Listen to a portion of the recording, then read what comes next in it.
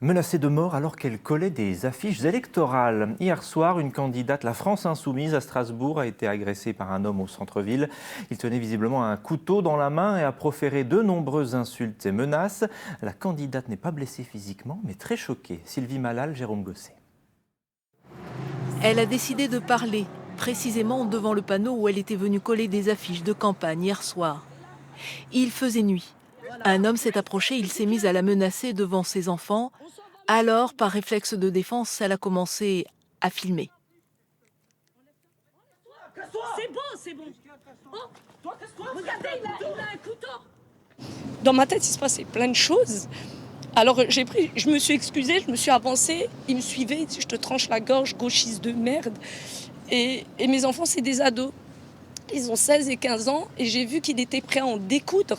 Pour la tête de liste Florian Cobrine, cet incident s'inscrit dans un climat de défiance qui vise son parti, surtout depuis les événements survenus à Lyon.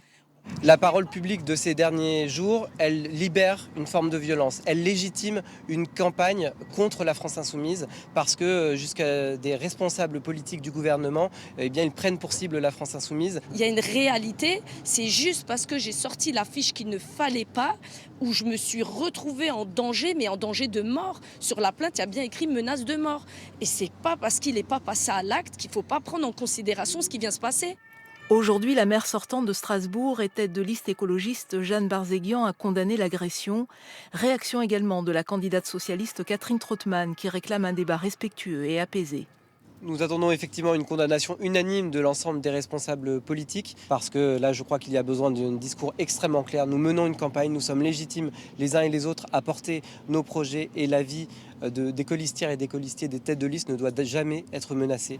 Les caméras de surveillance seront certainement utiles à l'enquête. Selon des riverains que nous avons pu contacter, témoins de la scène hier, l'homme est connu dans le quartier pour ses positions extrémistes et souvent en état d'ébriété.